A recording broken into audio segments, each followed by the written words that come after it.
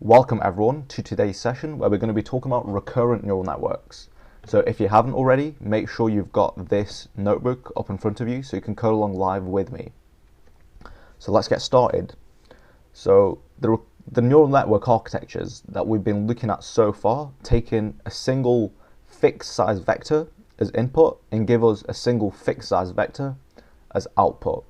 But what if we wanted to model something like language, where we're going to need to feed in sequences or sentences of different lengths, or even words of different lengths? So that's one issue. Another issue is that each output in a vanilla fully connected network is dependent only on the current input. So what that means is it has no memory of the previous inputs that have been passed through it, so it can't model any time-dependent variables. So recurrent neural networks help us address both of these issues. Okay, so how do they do this, right? We do this by having something we call an internal hidden state, and you can think of this as a form of memory, and all it is just a vector, okay? So at each time step, the new hidden state, h, what we call it, is calculated as a function of the previous hidden state and the current input. And this hidden state, we can use it to represent our output. So we can take the, for example, the mean squared error between our hidden state and our label, or we can put this through this hidden state through another linear transformation followed by activation to compute our outputs. Okay, so this diagram, this is a simple representation of a recurrent neural network. It basically shows that this is computed as a function of x as well as h, but delayed by one time step. And this is equivalent to this other diagram, which shows it unrolled, as we call it, over time. So we can see the value of x, h, and y at each time step. And we can see the dependencies between h and previous h and current x. Okay, so this diagram here, it shows us the actual matrices that represent each one of these variables. Okay, so this shows us that h is a vector of size k, x is a vector of size n, and this of course means that it's real numbers, and y, it has dimen is a vector of size o, which is output. And what that means, okay, is that we have basically these three different matrices. This one maps from x to h. This one maps from h to h, like previous h to current h, and this one maps from our h to our output. So our hidden state at the current time step is equal to, of course, activated of wxh, so the matrix mapping from x to h, multiplied by the current x, added to whh, which maps from previous hidden state to current hidden state, and we multiply that by the hidden state of the previous time step. So this shows how we calculate our new hidden state, and this shows how we can calculate our output yt, which is equal to y hat, as a function of the current hidden state. So here I've shown three matrices, right? But often when we're actually implementing this stuff, what we'll do is we'll concatenate our x of t and ht minus 1, so our current input and our previous hidden state, into a single vector, and that way we can multiply it by a single weight matrix which maps from both of those variables into our new hidden state, and we call this I, and we call this, of course, mapping from I to h. So this basically shows ht is equal to wih multiplied by I of the current time step. And one thing to be aware of, that I of the current time step is equal to has the h of the previous time step in it. Okay, so that's t minus 1 here. And of course we transpose it to make the the matrix multiplications work out. All right, so this is kind of another way of looking at a recurrent neural network. So this, of course, this one here, a fully normal, fully connected network for us to have a comparison with. So that looks like this. X goes to some hidden layers, and that goes to our output. And this is what it looks like when you expand that out and draw all of the individual neurons. Whereas this, it shows that pretty similar, as we can see, but slightly different in the sense that we have this extra connection here where h is not just a function of the input but also the previous h. And what that looks like when we write it in this other format is like this. So you basically have connections between the layers, between neurons in the same layer. So it's not just feed forward, it's kind of recursive, I guess. So yeah, that's just another way of looking at it, and it kind of draws, it shows us how similar a recurrent neural network is to a normal neural network. So yeah, and we go down. Okay, so standard neural networks, or fully connected feed-forward networks, they can model only something called a one-to-one relationship, which means single input, single output. But recurrent neural networks, they're quite flexible in terms of the input-output structure. So you can do something like, so yeah, that's the usual one. So you can do something like this, which you wouldn't be able to do with feed-forward nets. Okay, which is you take in a single input, which is this image. From that, you calculate your hidden state, and from that hidden state, you calculate an output, i.e., the first word of a sentence that describes the image, and you also calculate the next hidden state, which is used to calculate the next word in the sequence, and on and on and on. So you can take a single input and give multiple outputs from it. And here we can take multiple inputs in a sequence and give a single output. So an example would be, we have this huge paragraph of text. We want to feed in these words one by one, and then give a single output, which tells us, how positive or negative, or something like that. So if you imagine if it was a review, it could tell us how positive or negative that review was.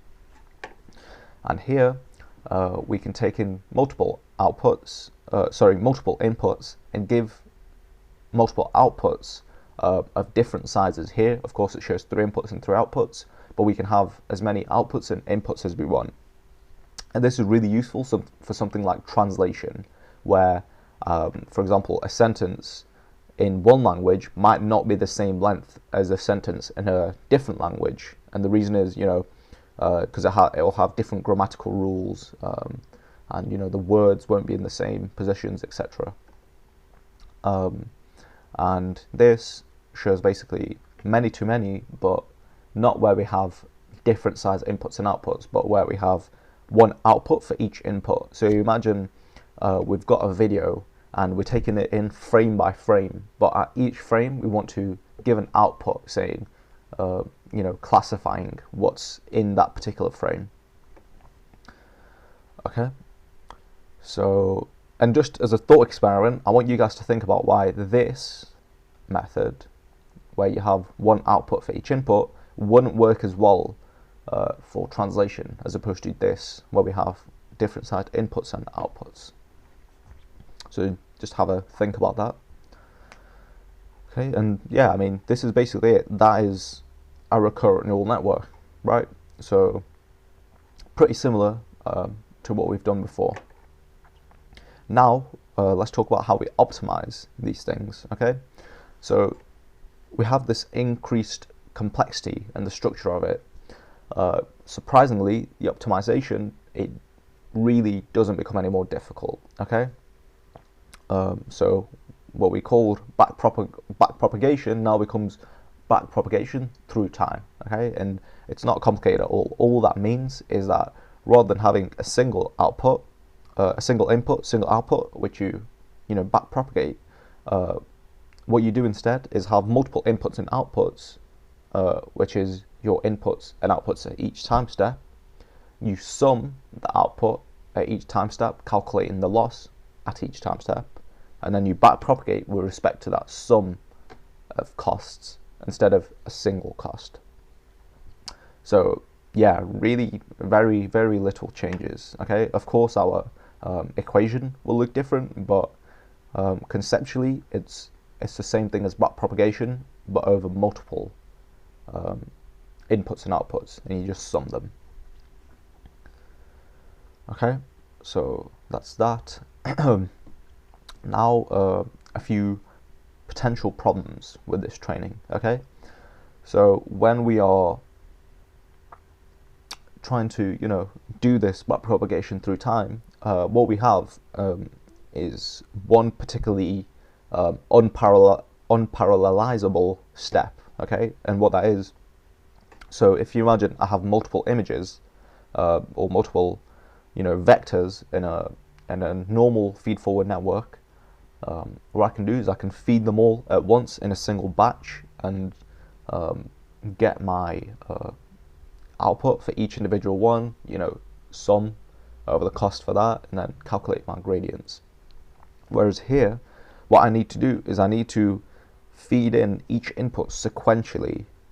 I can't, for example, feed in all the words in a sentence at once and then get an output. And the reason is because there's a time dependency between my current H and my next H. So basically, I need to know my previous H in order to calculate my current H. So I can't kind of feed these all at once. I have to feed it in sequentially, calculate my hidden state, and then I can calculate my output. So due to that nature of it, it is kind of unparallelizable in that sense. And so in order to do one gradient update step, what I need to do is feed in a whole sequence, and then I can calculate an output. I can calculate a gradient. Whereas with normal feed forward, I can feed in each one and calculate a gradient for each one. Okay. Well, one thing to know is that even though it's unparallelizable in the time dimension, we can still do mini batch training, and this is where we basically feed in multiple different sequences. So the first token in each sequence, and then the second token in each sequence, then the third, and so on and so on. And we have a separate hidden state for each one of these sequences in the batch. So we can still do batch training with this. Okay. And basically, there's some problems when we do back propagation through time, because rather than the gradients kind of just coming back through here, what it does is we basically, to calculate our y, our output at any time step, we are multiplying by this WHH over and over again, right, to calculate our output for the next time step. So if you imagine that that weights matrix has a determinant, i.e. like basically a scale factor of less than 0, what's going to happen as I keep going through here is that my hidden state is going to converge to 0, and if it's more than 1, then what's going to happen is my hidden state is going to converge to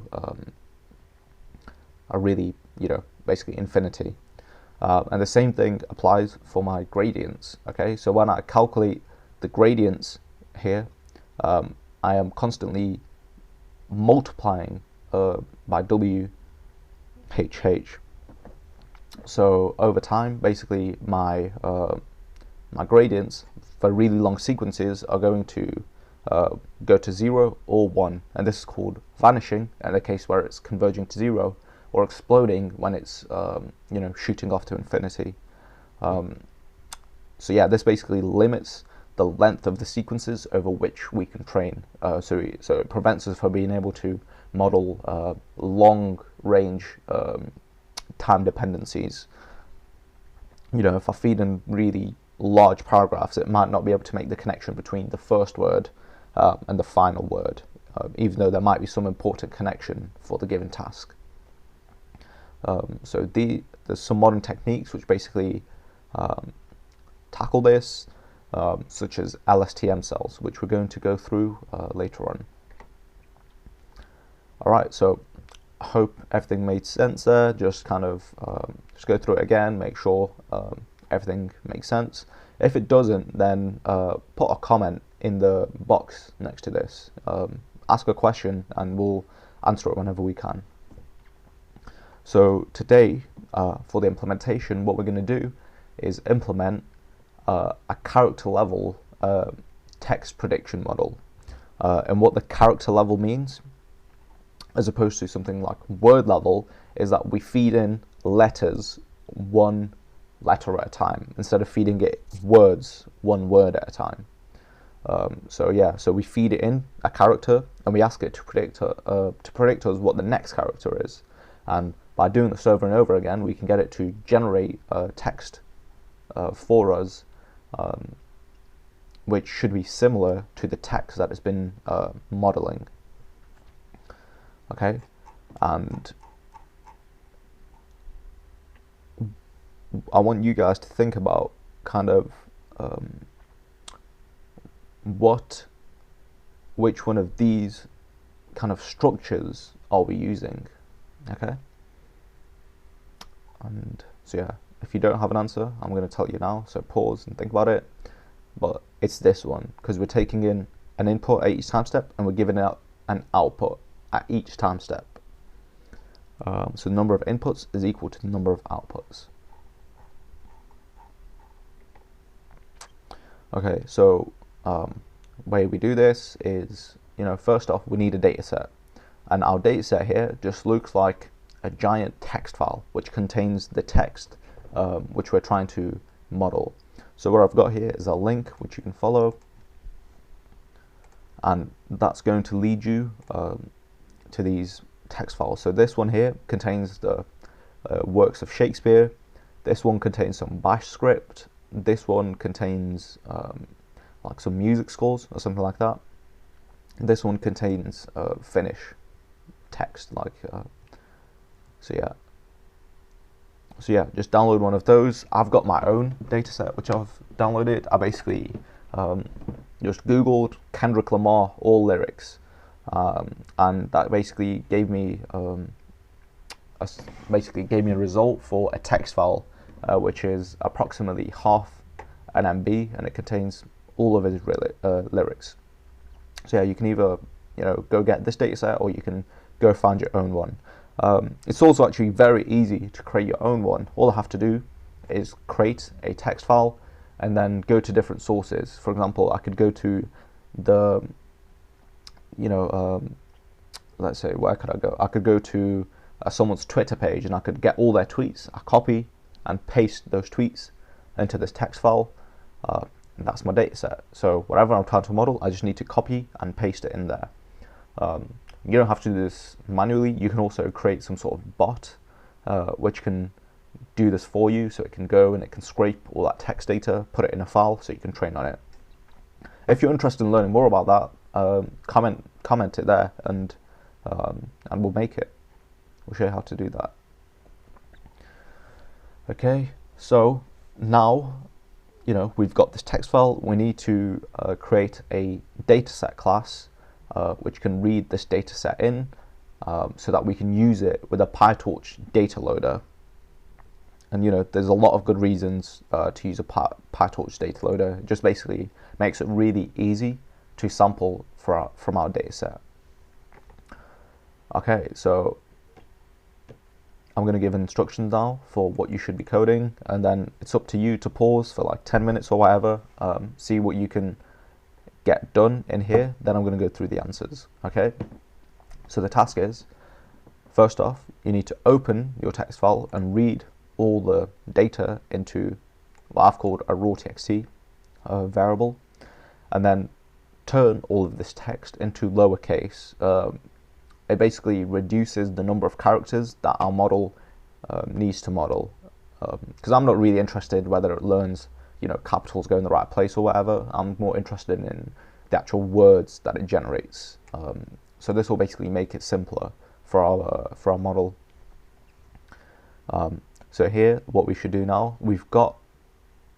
So now, yeah, we have, you know, all the text from our file.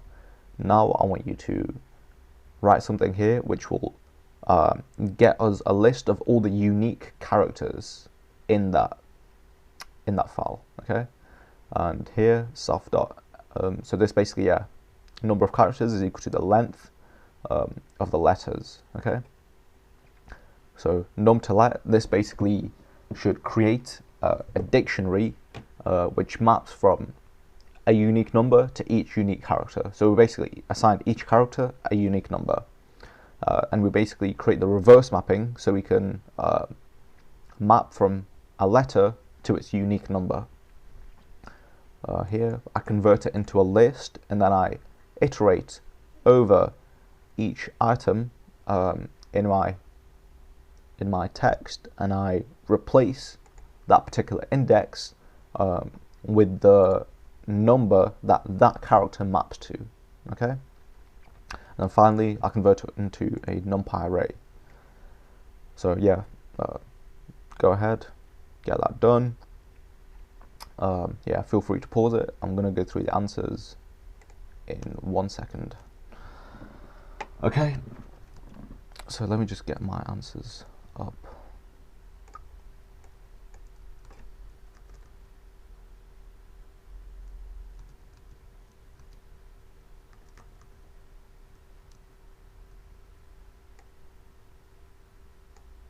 Okay, cool. So this is my solutions. I'm going to be using this.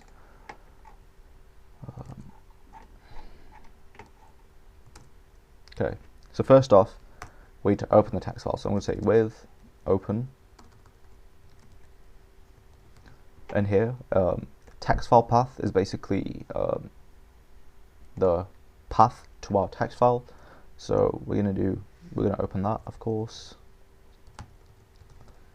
We're going to open it in read mode, and I'm going to open that as file. And we'll say raw.txt is equal to file.read.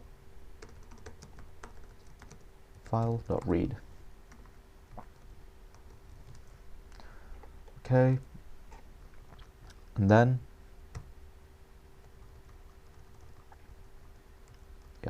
raw.txt is equal to raw.txt.lower. That converts everything to lowercase. So here what I'm going to do, letters is equal to set of raw.txt. And for those of you who don't know what a set is like a list, but there can be no repeating characters. So this basically removes any duplicate characters, and we end up with a list of unique characters there. Okay, and to create this dictionary, what I'm going to do, first off, yeah, the way I'm going to do it is I'm going to assign the 0th character the number 0, the first character the number 1, etc. I'm going to say enumerate letters, and so that's going to make me a list which is like 0 letter number 1, 1 letter number 2, 2 letter number 3, etc. And I just do dict to convert that into a dictionary. Alright, now the reverse mapping, so what I'm going to do is basically, yeah, get all the values for each one of these and set it to the keys here, and get the keys and set them equal to the values here. Okay, so that's going to look like this. So I'm going to do self.num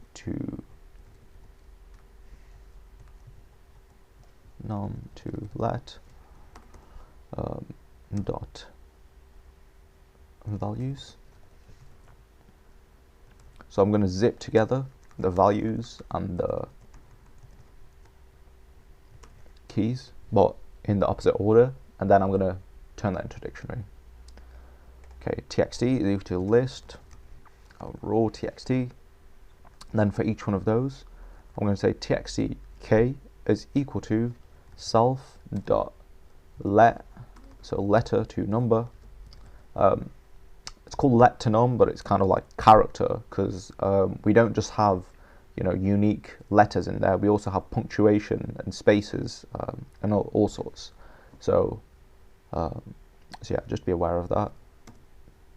So txt of k is equal to self.let to num of the letter or character. Okay, and finally self.x is equal to np.array of txt. Okay, cool. So now here, as we've covered before, the len magic function needs to return us the actual number of data points that we have here. Okay, and here that depends on something called the chunk size. Okay, so rather than basically feeding in this whole sequence, you know, this whole file that I have, you know, my file might be 1 million characters long. I don't want to feed all of that in before I make a single gradient update.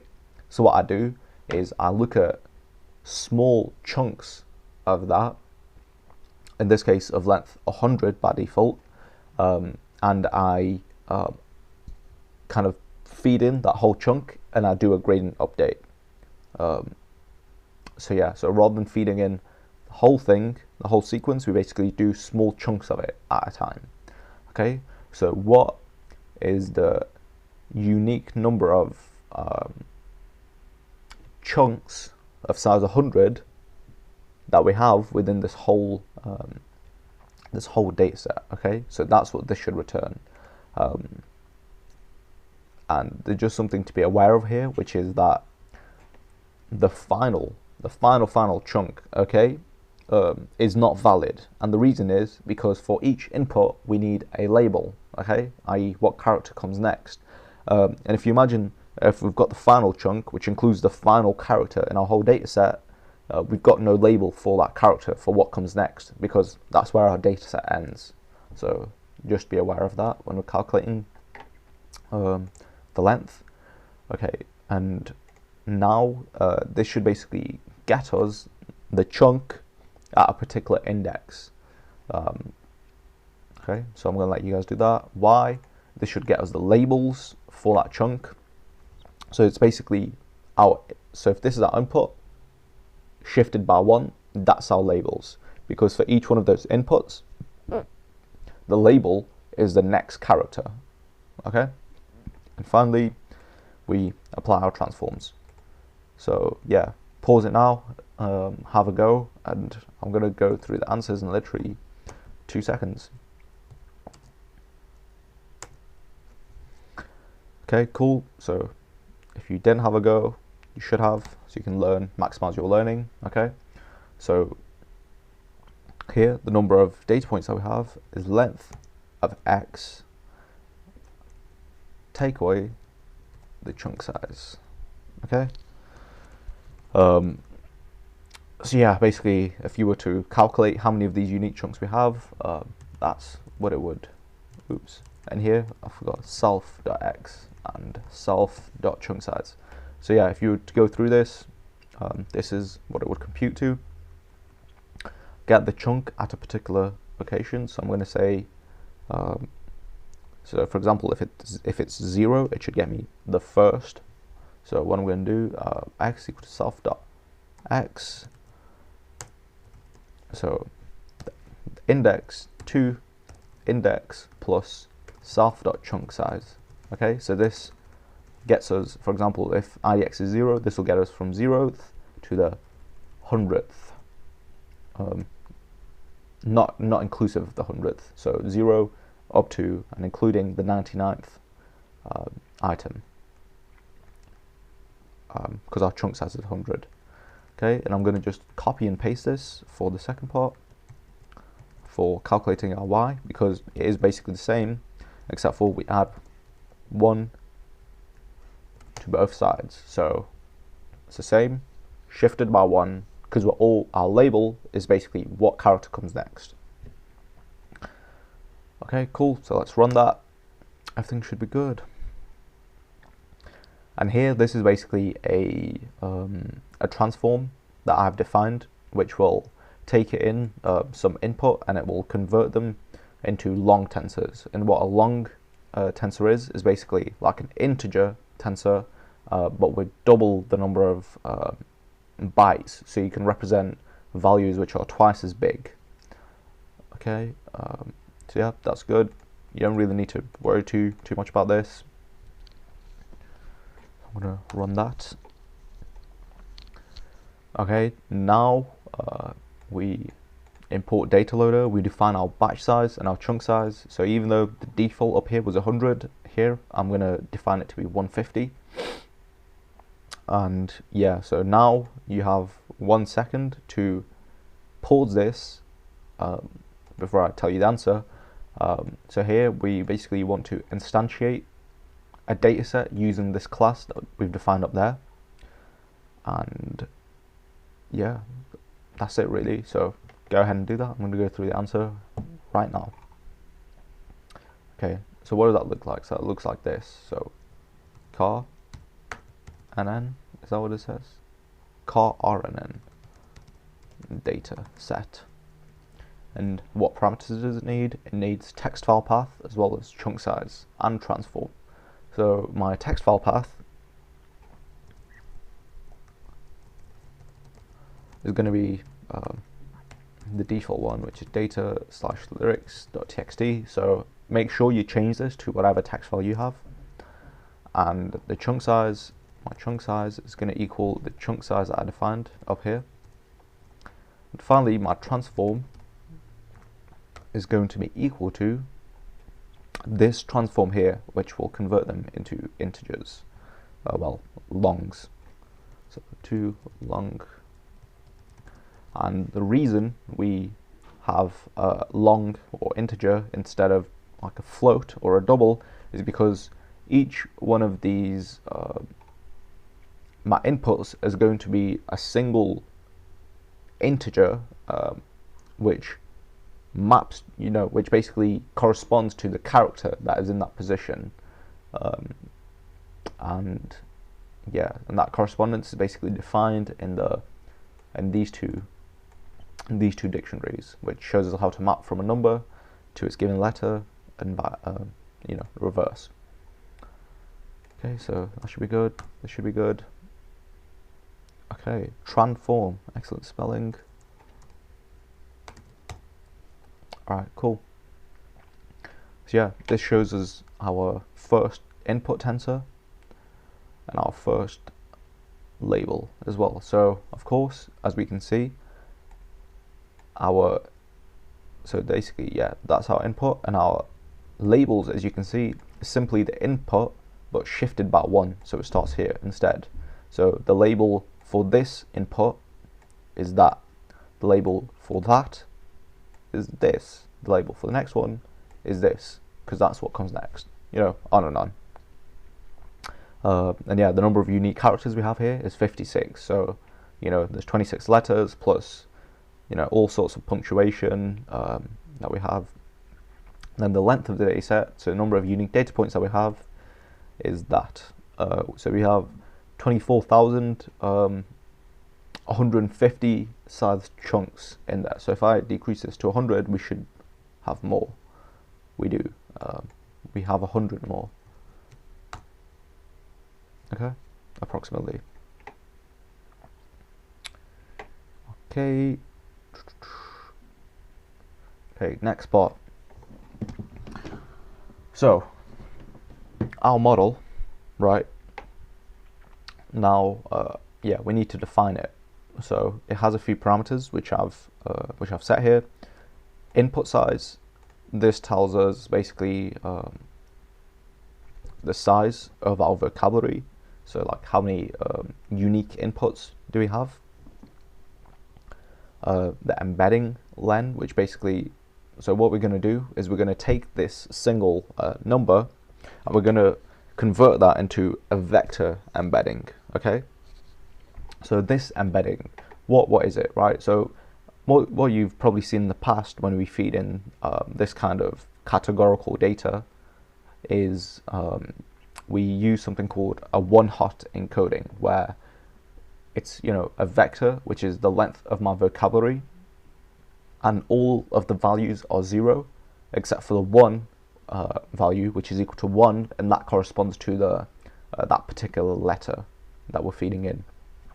So the reason we don't use that and we use this embedding instead is very simple. So in this one hot encoded vector space, okay, if you think about each unique character that can be fed in, it's going to be all zeros and 1. So what that means is each character in this vector space is going to be orthogonal to every other character.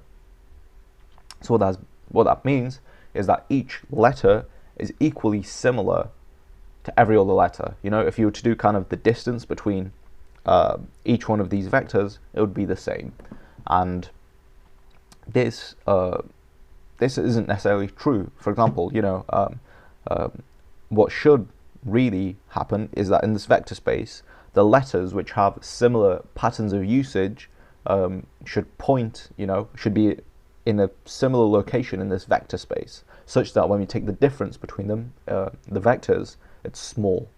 For example, vowels, you know, they might have more similar usage patterns than consonants. So we'd expect them to be closer in this vector space. So yeah, so what this will do is take our input and map it to this continuous embedding vector space. Okay, so in the embedding, the values aren't just 1 and 0, they're continuous. So yeah, so as a result, basically our embedding length can be smaller than the size of the one hot vector that we'd use, because we can compress the input due to the fact that each variable in this embedding can take continuous values instead of just 0 and 1. Okay, so yeah, so what I want you to do is write something which does this embedding layer, and I'm going to show you guys where you can find that. So if you go torch nn, I'll go here, I write embedding,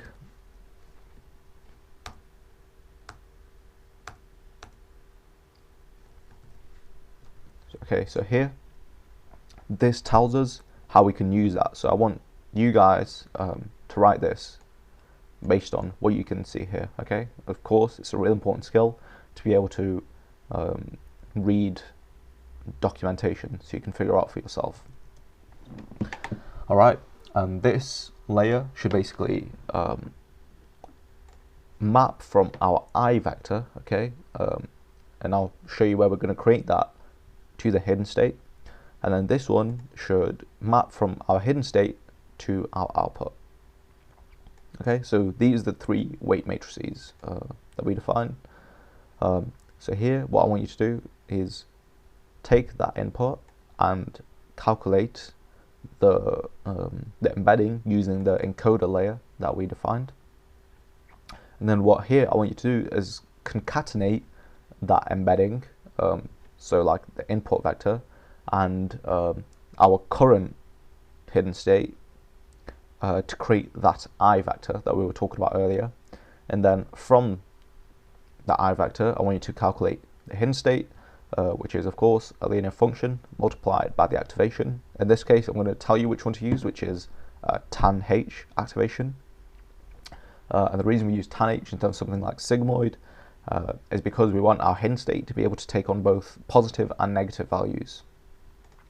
And then finally, we calculate our output given our newly calculated hidden state. And here we define another function called initHidden. So what this should do is return us a vector of zeros of the size.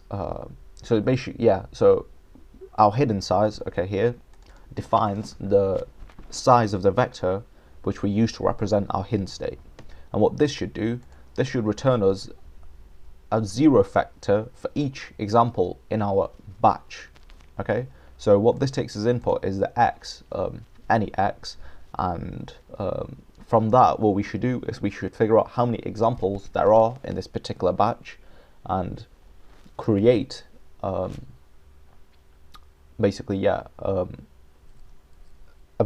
matrix which has a vector of zeros for each example in the batch. Alright, so yeah, go ahead, take a few minutes, pause this video because I'm going to go through it right now. Alright, cool. So welcome back if you did pause, and I hope you do, because that's the way to maximize your learning. So yeah, let's go through the answers. So self.encoder is equal to, what's that equal to? It's equal to torch.nn.embedding, so it's an embedding layer. And if we look here, it says this first parameter it takes is the size of the dictionary of embeddings. So that's how many unique characters we have. So here, that's input size. And the second, embedding dim, so the size of each embedding vector. So here it should be embedding len. Okay, I can spell. And then yeah, so going from our I to our new hidden state, that's just a linear transformation. We've worked with these before, and the size of this should be embedding len plus hidden size to hidden size, right? Because what we're going to do is we're going to take that vector embedding, concatenate it with our previous hidden state, and output our new hidden state, which is of course of hidden size. And here, so torch.nn.linear again, and it's going to go from our hidden state, which is of hidden size, to our output size. Okay, cool. Yeah, so let's go through the forward. All right, so what I do self.encoder of x to calculate the embedding, and now I need to combine that. I forgot exactly what the function was, so I'm gonna have to look into my solution. Torch.cat, okay, torch.cat. So that's embedding and hidden. So our forward function, different from before, takes in x as well as the hidden state. So we combine these two, and we combine them basically along the columns, right? Because each row is a batch item, so we want to concatenate this thing along the columns. So our hidden state is equal to self.I to h. So this combined, what we've called combined, is basically I to h of combined, but I also need to make sure I activate it. So here, yeah, torch.tanh of that. And then our output is equal to torch.h to y, torch.nn, oh, oops, sorry, that's incorrect. So that's just our hidden, that's what it takes. Oh yeah, and it returns us our output as well as our new hidden state. And here we don't apply any activation function at the end, and the reason is because we're going to be using the torch cross entropy function, which basically takes a softmax within that function. Okay. Oops, I just turned some light off. Let me just get that back on. Alright, so now, yeah, init hidden. So what does that look like? Okay, so quite simple, with torch.zeros, and what size should that be? Well, the batch dimension should be x.shape 0, because that's the batch dimension of our input, and the output should be of size self dot hidden size. Okay, because yeah, this vector, you know, is of length hidden size for each batch item, because the hidden is of hidden size. So yeah, let's run that. That should be good. And here, pretty simple. Yeah, just pause it for a sec and instantiate the model using this class. And I want you guys to think about, yeah, what input size, embedding len, etc. would be. And here, just define the cost function, which should be regular cross entropy. Because we're basically calculating a probability over the next letter. Okay, so yeah, take a second, pause it, write this, and I'm going to go through it right now.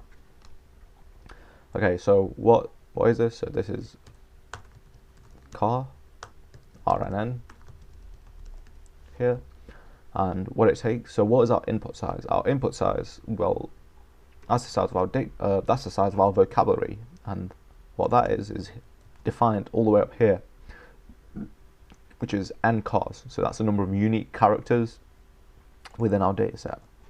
So n cars, embedding len, we've defined here already. That's a hyperparameter. That's like an architectural design thing. And of course, hidden size again. That's a hyperparameter. We can choose different architectures. And our output, okay, should be of size, you've guessed it, n cars, because we're outputting a neuron which represents a probability of it being, you know, any of these unique characters. Okay. And here again, pretty simple. Torch.nn dot cross entropy loss. So here, what I've done as well, as usual, I've imported summary writer so we can use TensorBoard. Okay, so that's all looking good. Now we need to define the training loop. Okay, so yeah, I basically got instructions for when needs to be filled in. So you're going to need to fill in this line, which basically using the function that we defined earlier.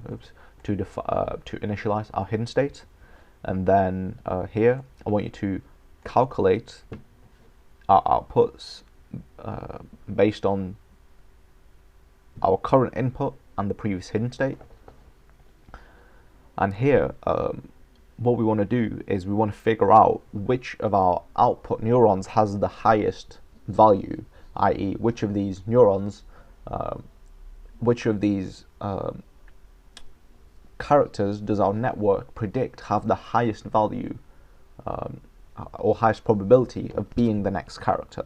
Okay, and the reason we do this is so that we can basically look at what our network is generating as it's training, so we can kind of keep an eye on what it's learning and what it isn't learning.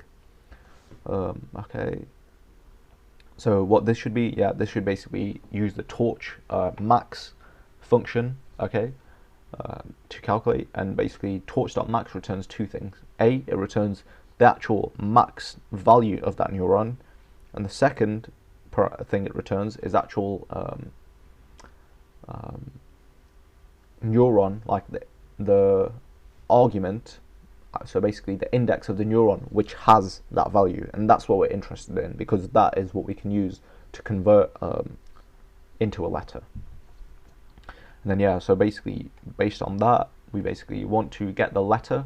So here we're basically passing in multiple sequences at once. Okay, well, each sequence is a particular batch item. Okay, so here we just basically want to see what it's predicted for the 0th batch item. It could be any batch item, or basically yeah, a random batch item. What does it predict next? And yeah, we want to get that letter and append it to the generated string, so we can see what our our network is thinking as it's doing this. So here we defined the loss, which is basically the loss for this mini batch, and we basically here as we're going through each, for the whole batch, we're going through each item in the sequence one at a time. Okay, so let's say our batch size is 20, we're going to be passing in 20, those 20 first characters, and then those 20 second characters, all the way up to 100. So what we need to do is we need to calculate the cost at each time step for all the batch items, right? So that's what we're going to do here. Loss plus equals, use our cost function to calculate the cost, and then put that up here. And then at the end of the whole sequence, we basically calculate our cost. Calculate the gradients, and that's backpropagation over time. So here we're summing the cost at each time step, right? That's what makes it batch. That's what makes it backpropagation through time. And what else needs to be complete? So this one here. So epoch loss is equal to basically we want to normalize this epoch loss by the number of data points in the whole data set. So when we use different batch sizes, it still kind of comes up to the same number. Alright, so again, pause this, you've got a few minutes. There's a lot of helpful stuff in here with the comments. So yeah, pause this right now, use a few minutes, and I'm going to go through the solutions now. Alright, so first things first, H, how do we initialize our hidden state? Well, we defined it up here. So what we do, my RNN dot init hidden. And what does it take as input? It takes X, which is basically our inputs. And from that it can figure out kind of the batch size. And from that it can figure out how many hidden state vectors it needs to output. Okay, out, comma H, so our output and our new hidden state is equal to my RNN dot forward X and H. Pretty simple. Okay, and here we need to do the torch. We basically need to figure out what letter does our model predict is next. So I'm going to do torch dot max. What exactly was this? 1, and 1 is basically a dimension across which it's going to take our max. Okay, so in this case we want it to calculate the max for basically along the columns. So for each batch it will give us one output. Sorry, for each batch item it will give us a single output. Okay, so this out L here basically tells us the index of the highest output neuron for each batch item. Okay, so here we take out L, we take the 0th batch item, and I do dot item to basically convert it from a tensor into just a number. And to get the letter, all I do is I use my num to let, because this is going to give me the number of that neuron, and I convert that into a letter. Okay, so cost again here, pretty simple, is equal to criterion. Criterion. I just realized a mistake I made. Okay, so I want you guys to figure it out, but here is where the mistake is. Okay, because if you think about it, here our X, what is, and like before I tell you the answer, I want you to actually think about it. Like, what is going to be the dimensions of X? What's the dimensions of Y? And what's the dimensions of H? Okay, so X is going to have dimensions batch size multiplied by chunk size. So batch size x chunk size. Okay, and like we said before, we don't want to feed in our whole, and we can't actually feed in this whole sequence for each batch item at once. So we need to index it by I. Okay, so what I want to do is I want to get X, all batch items, but the ith item in the sequence, right? Because we're passing in each sequence item sequentially. So yeah, and then based on that, our cost function becomes, yeah, so out, that's our out. Now y, okay, again I want to get the output, because our y is also going to have the same dimensions as our x, so I need to make sure I get the label for that particular item in the sequence. So all batches, ith item.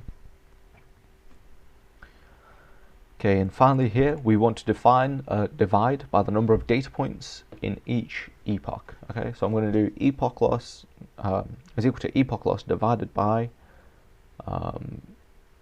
what's my data loader called? It's called train loader dot dataset.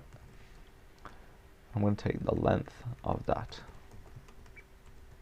Okay, and this dot dataset basically gets the dataset which our loader is sampling from.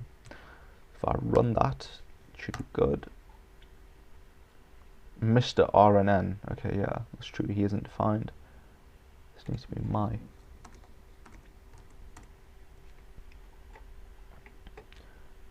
Torch has an attribute h2y, okay, yes, this is self dot, okay, not torch dot, just a spelling mistake.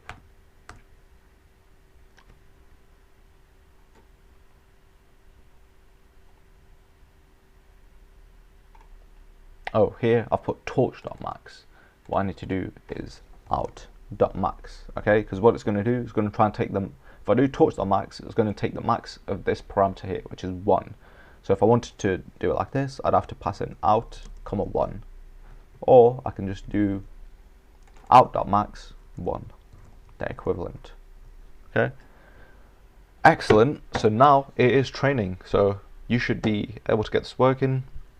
It might take a little while to get going, but it is training. So while it's doing that, I'm going to open TensorBoard so we can see how it's doing. So I've got this terminal open here, and what I'm going to do is I'm going to change directory to the directory in which this notebook is saved, and then I'm going to do TensorBoard -- logder, which is where the data is stored, is equal to runs.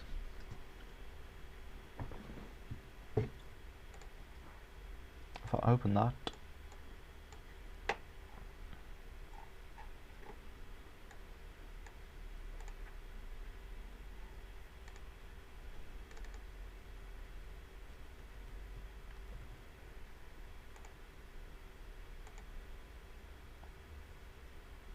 okay.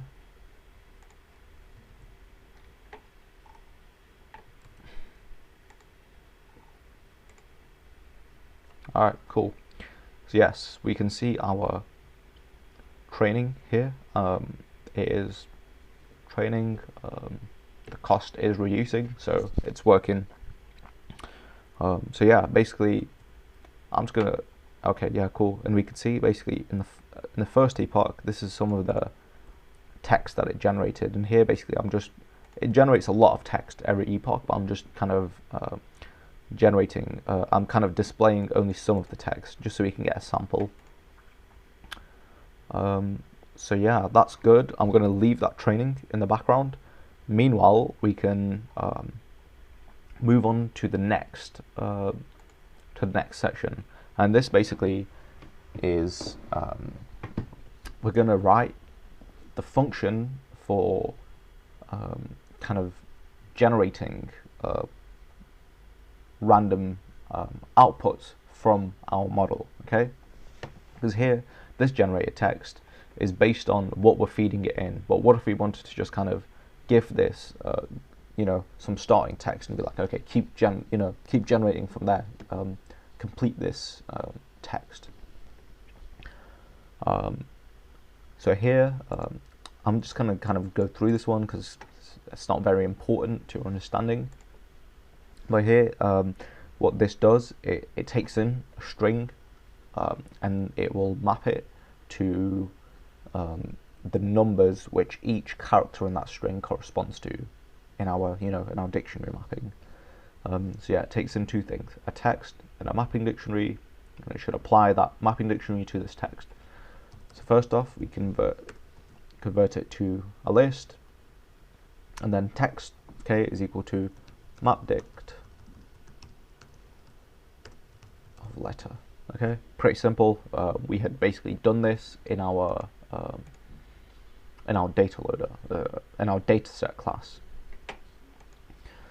Okay, so here, generate. This is generate function. Okay, what it should do is it should take the model. It should take in something called the prime str, prime string. Okay, and this basically is kind of us telling the network that we want you to kind of complete this sentence. And the way this works is, right, every time we initialize our hidden state, that's basically, you know, what that means is kind of the memory is blank. It doesn't have any memory of what's come before, because nothing has come before. But what we wanted to do, you know, rather than kind of getting it to generate from scratch, what we might want to do, you know, this is a rapping neural network. It models Kendrick Lamar lyrics. You know, I might have some lyric that I put the start of, and I want it to finish it. Okay, so that's what this is, prime str. It primes our hidden state using this string. So it will pass in those values, and it will kind of get the hidden state after, you know, it's seen this particular string. So it kind of has this string in its memory. Okay, strlen here tells us how long of a string do you want me to generate, and temperature is something that we use to control how random our generated sequences are. Kind of how much does our network kind of trust what it thinks is going to come next, or kind of pick sometimes at random. Okay. So yeah. So first off, first I want you guys to have a go at completing this. Okay.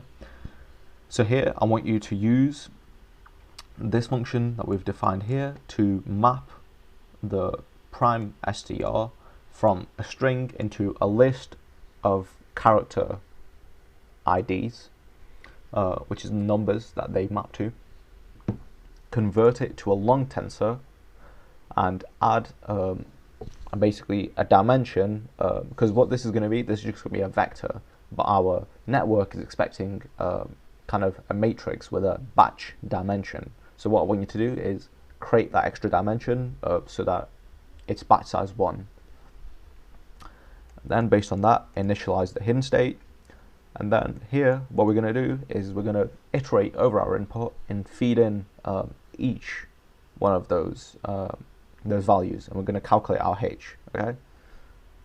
We don't need to do anything with the output because we know what character comes next, because this is our prime string. Okay. And here we get the last the final letter that needs to be passed in, and then of course for the number of characters that we want to generate, we calculate an output and our next hidden state given the previous character, which for the first one is the final character of our prime str, but it won't be. So now our output is going to be basically that it's not going to be probabilities, it's just going to be some logits. So what we need to do is we need to exponentiate it to convert that into probabilities. And here there's a little trick that we do with temperature, where we can divide our outputs by the temperature in order to basically bring all the output probabilities closer to or further away from each other. So it basically makes the network more and less certain of what letter is coming next. So yeah, we basically get this distribution over the letters. We use Torch to basically create this multinomial distribution, as it's called, for us, and then we basically sample a single character from that distribution, and that's going to be what we predict comes next. And yeah, we turn that number into its corresponding character, add that character to our generated string, and then set the previous input to this newly generated character. Okay. All right, cool. So you have a few minutes, pause it, have a go at least. It might not make full sense, but yeah, just have a go. And yeah, I'm going to go through the answers right now. Okay, prime str. Cool. So what we do is we do map array using the function that we just defined up there, and the string is prime str, and our map dict is let to num, right? Okay, it's still generating, that's cool, that's cool. I'm just going to have a quick look. As we can see, our cost is still decreasing. Alright, so here, I'm just going to do torch.long, x is equal to torch.long tensor of x dot unsqueeze, and that's basically what adds this extra dimension, and we want this extra dimension to be in the 0th dimension, so we say 0. Initialize the hidden state, so that's model, so because this takes the model in as a parameter, so model dot init hidden, and it takes x. Again, this should be pretty straightforward. Model dot forward x comma h, right? We're passing in the next input. Oh wait, so wait, we don't pass in all of it, right? We pass in, you know, all the batches in this case, which is just one, and we pass in the ith item in that sequence.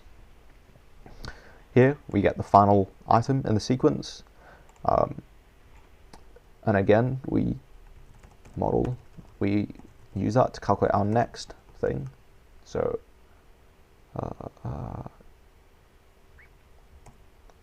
here, because we know that it's already got the last item in the sequence, we don't need to slice it again to get any particular sequence item. There's only one item in this sequence now, so we just say x. Our output distribution, so that's our output, and what I do to that, let me just check it out here. First off, yeah, this might not be flattened. For example, it might just have the extra batch dimension, so I just view it as, you know, -1, and that flattens it for me. And then I divide it by the temperature, and then I exponentiate it. Okay, so now we create our torch dot multinomial. Okay, that creates a multinomial distribution, and the probabilities that it uses is outdist, and the number of things that we would like to sample from this is 1. Okay, and whatever it's sampled, rather than getting a tensor, because we can't kind of use a tensor to index a dictionary, we get the actual number from that, and then I say predicted character is equal to num to let of the sample. We add that onto our generated string, then we say x is equal to out.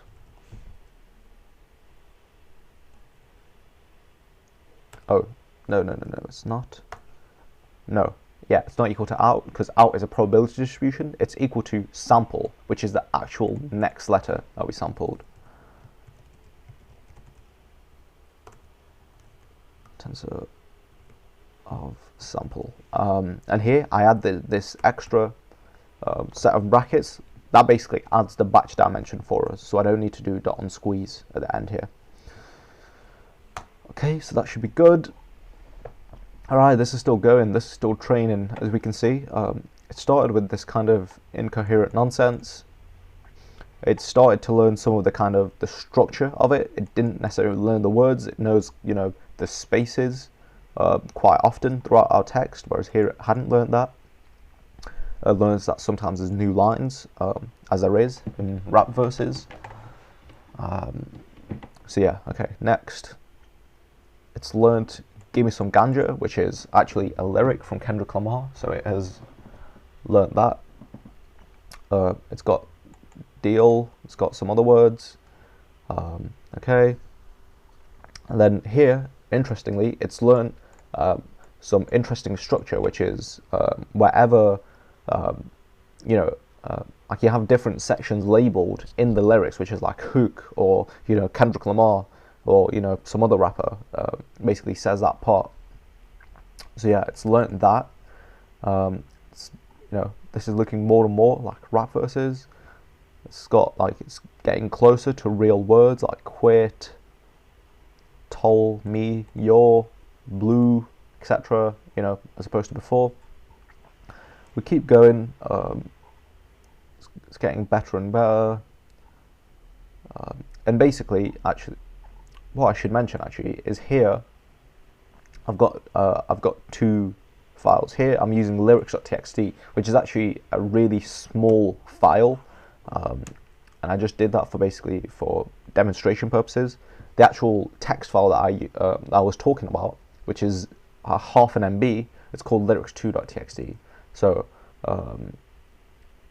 basically, this current lyrics.txt file is pretty small, so it's going to severely overfit, and it's basically going to straight up copy a lot of the sections off there. So that's why you see kind of this phrase copied over and over again in different sections. Okay, so I'll let that running. I'll stop it right there so we can test this. So I'm going to run that. So here I'm going to say, this is the start of my rap. So that's what it starts with. I'm going to say generate me 1,000. Doesn't really matter, with a temperature of 0.75. Okay, great. We have some errors.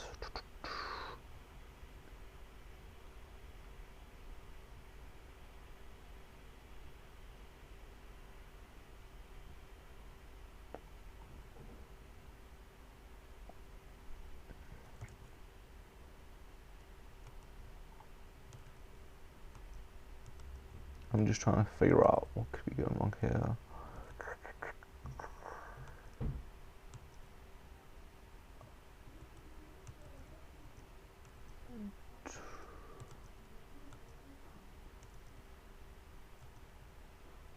Oh, here, this should be, first off, that should be prime str, right? Because we've converted that, so we need to do that. Oh, I know the problem. So here, if you remember right at the start, we had lowercased all of our letters. So here, when I pass in a capitalized letter, it's not going to understand it. So I've got to do that, okay? Forward is missing hidden. Oh, here, I forgot to pass in H. Okay, cool. So this is the start of my rap. Disters and chi back off my DNA. Excellent, high quality rap lyrics there. Cool. So the reason, this isn't that great is because I used a pretty small data set for demonstration purposes. But if you have a text file which is 0.4 MB and above, you should be fine, and it should have a lot more variation in the output. And just to show you what this temperature variable does, so if I put in a temperature of 2, or let me exaggerate it even more, 10, it's going to get more and more random. Whereas if I go with a temperature of 0.1, okay, that's too small.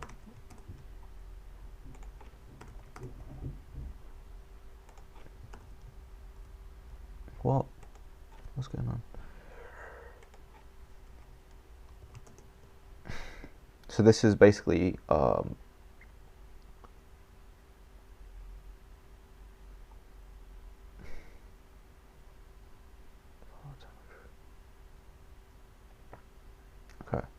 cool. So yeah, when we use a smaller temperature, it basically makes it go more for what it knows. So this here, we should see less random stuff. We should basically see word for word Kendrick Lamar lyrics. That is what we see. Using like 1, we should see a bit more variation in this.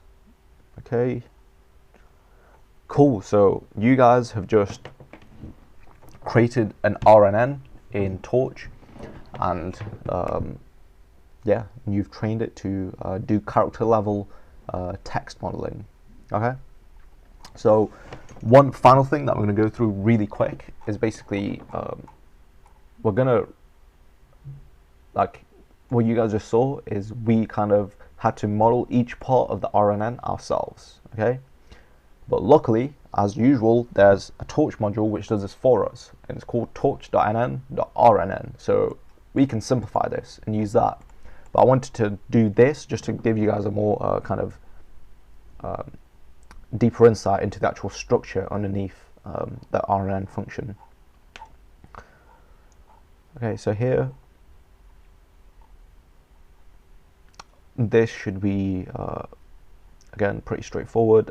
This is the final thing I'm going to go through.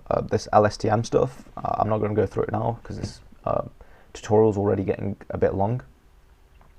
Okay, so yeah, so here, I want you guys to take a few minutes, look up RNN. Yeah, torch.nn.rnn. I want you guys to look at this and yeah, and have a go at completing this function. So just like before, we have our embedding. Well, instead of having the, you know, the I to H stuff like that, we have the RNN layer, and self.decoder is basically equivalent to H to Y. Okay, so it's going to take our hidden and it's going to map to our output, but it's just called decoder. It's for convention. Okay, so yeah, I'm going to give you guys a few seconds, and basically you'll see this extra thing here, and layers, and the reason we have that is because Torch makes it really easy for us to train deep recurrent neural networks as well, because what we had before was like a single hidden state. So yeah, so that's the reason we have that. So yeah, take a few minutes, and I'm going to go through the answers right now. Okay, cool. So what does this look like? Exactly the same as above, torch.embedding, and our input size is input size and embedding len.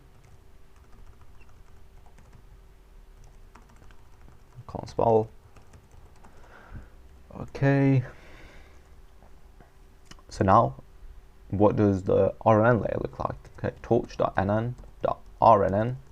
Okay, and we'll just go here. We'll see what things it takes. So input size, okay, hidden size, number of layers, okay, cool. It also takes something called batch first, which basically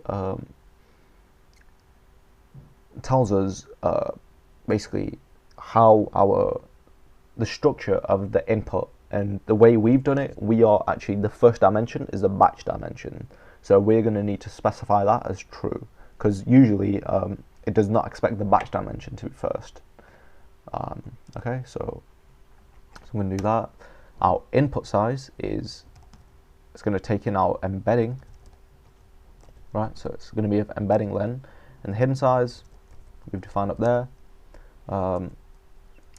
Number of layers is